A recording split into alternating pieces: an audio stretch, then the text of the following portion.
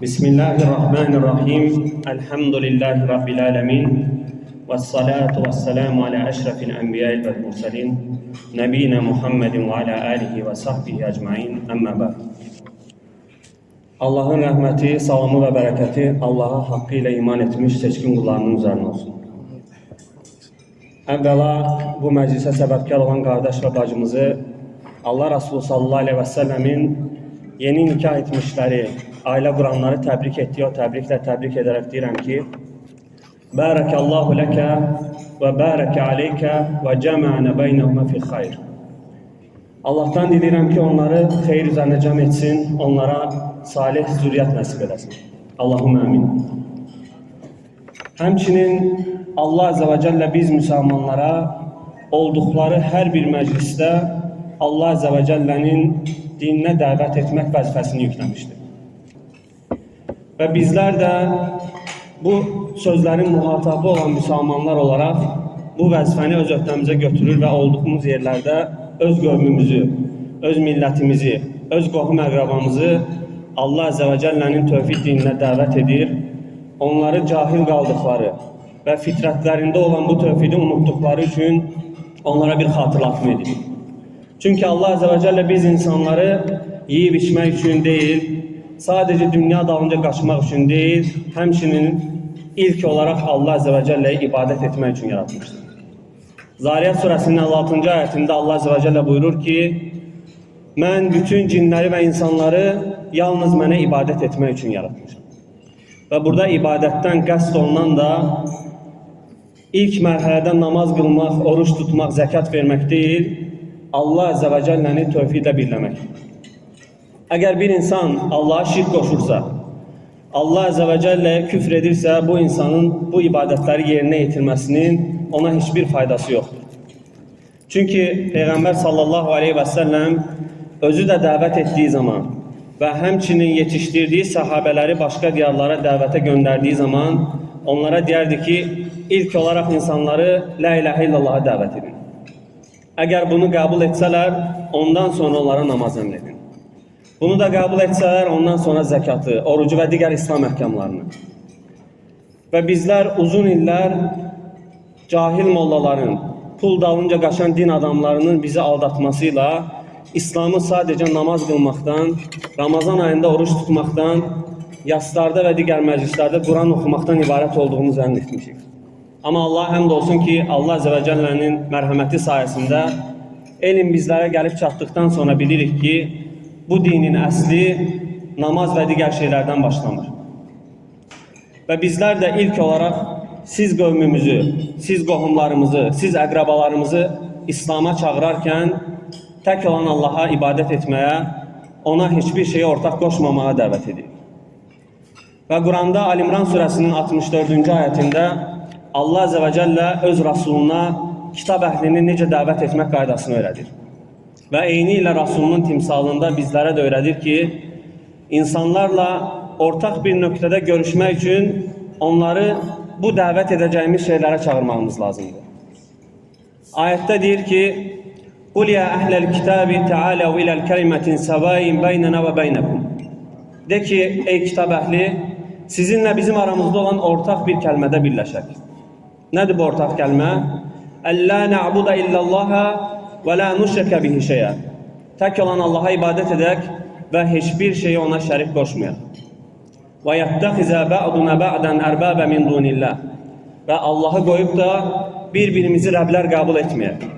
Yani halal haram tayin eden olarak, Allah'ın dininde şeriat koyucu olarak Allah'tan başkalarını, herhangi bir alimi, herhangi bir şeyhi, herhangi bir mollanı, herhangi bir din adamını değil de Allah Azze ve Celle'ni ve onun Resulünü kabul eder.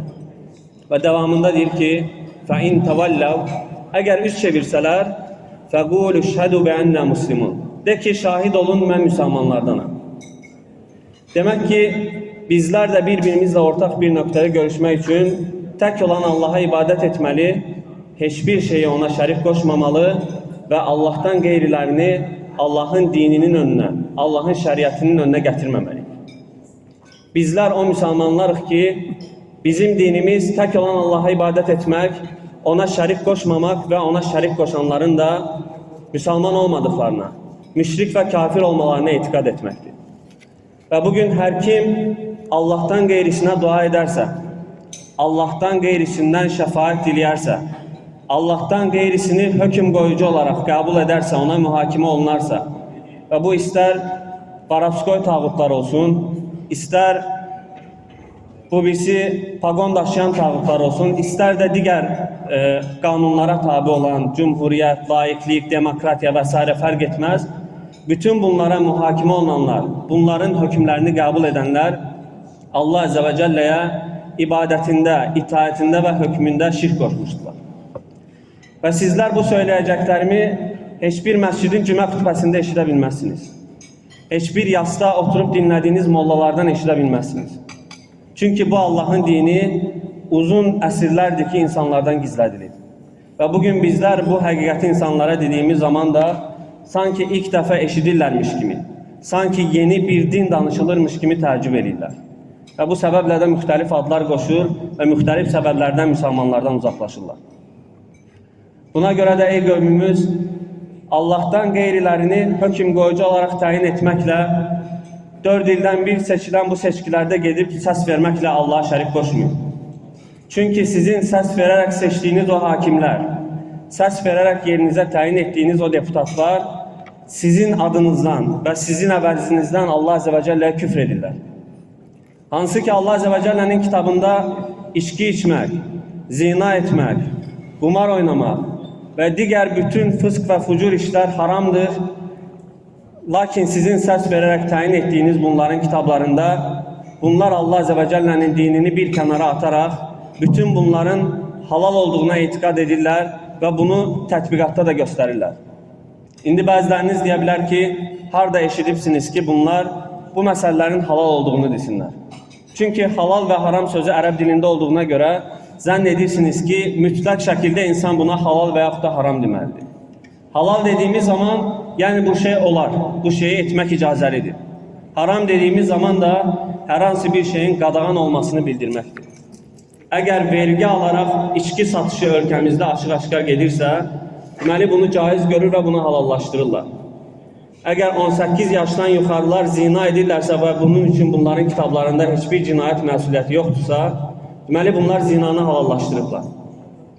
Və sizlər də sadə bir əməl olaraq gördüyünüz, bəsit bir əməl olaraq gördüyünüz bu səs vermələrdə onları yerinizə təyin etməklə hökmdə Allah Əzə və Cəlləyə şirk qoşmuş olursunuz.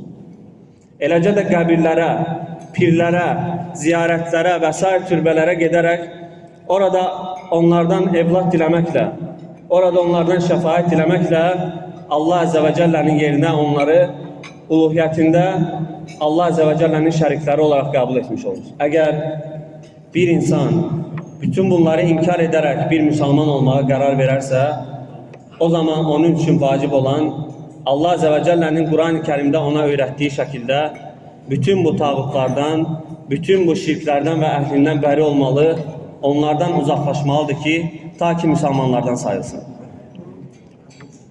Quranda Kafirin surəsinin təfsirinə baxdığımız zaman görürük ki, səhabədən birisi Allah Rasulü sallallahu aleyhi və səlləmin yanına gələrək deyir ki, ey Allahın Rasulü, mənə elə bir şey öyrət ki, yatmamışdan qabaq onu oxuyum. Allah Rasulü sallallahu aleyhi və səlləm ona deyir ki, yatmamışdan qabaq Qul ya eyyuhəl kafirun surəsini oxu ki, bu surə şirkdən bəraətdir. Yəni şirkdən təmizlənmədir. Dediyimiz kimi bir insan şirkdən təmizlənmədən əsla və əsla müsəlman ola bilməz. Və şirkdən bəraətin açıqlamasına baxdığımız zaman görürük ki, Kafirin surəsi ilə şirkdən bəraət necə ola bilər? Kafirin surəsi ilə şirkdən bəraət ilk olaraq İslamda olmayanların kafir və müşrik olduqlarını iqrar etməklə, kafir və müşrik olduqlarını söyləməklə olur. Çünki Allah Azə və Cəllə ayətdə deyir ki, Qul ya eyyuhəl kafirun, de ki, ey kafirlər. Və sonrasında onların Allahdan başqa ibadət etdiklərindən uzaq olmaqla. Niyə? Çünki Allah ayətin davamında deyir ki, La a'budu ma ta'budun. Mən sizin ibadət etdiklərinizə ibadət edən deyiləm. Deməli, ikinci mərhələdə onların Allahdan başqa ibadət etdiklərindən uzaq olmaq. Və həmçinin ayətin sonunda deyir ki, Lakum dinikum veliyedin. Sizin dininiz sizə, mənim dinim də mənə.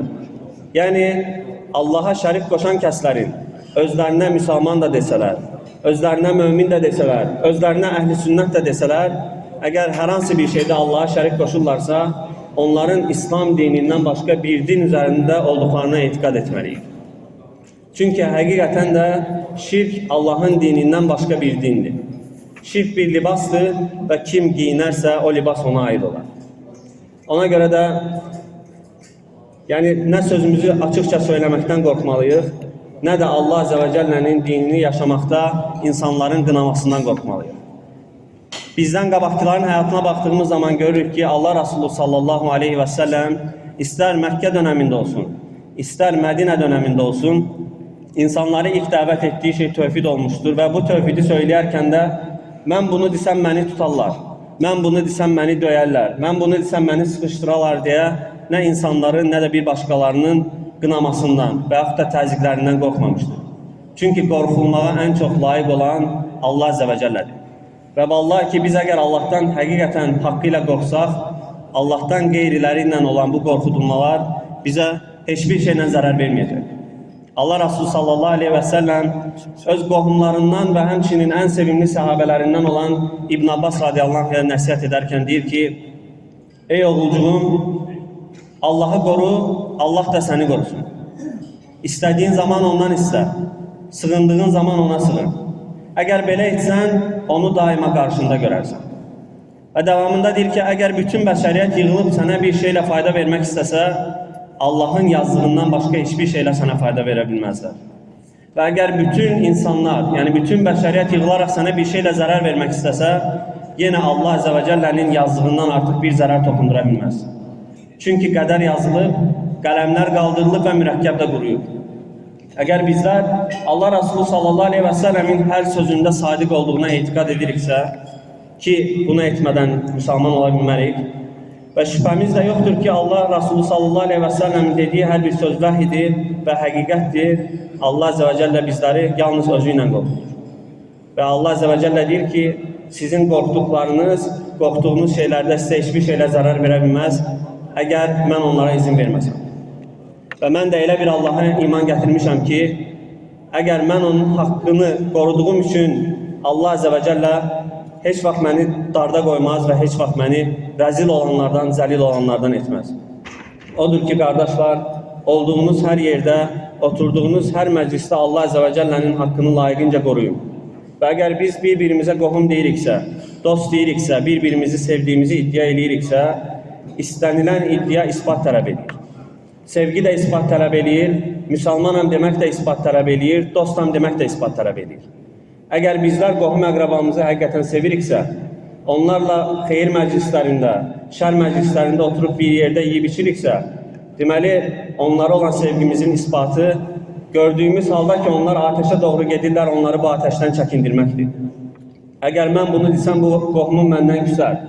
Əgər bu sözümü desəm, mənə xavariş kimi baxar. O sözümü desəm, mənə başqa gözlə baxar. Mənə filan adları qoşar deyərək, qohum əqrabamıza tövhidi anlatmayacaqsa, vallahi ki, biz İslamı anlamamışıq.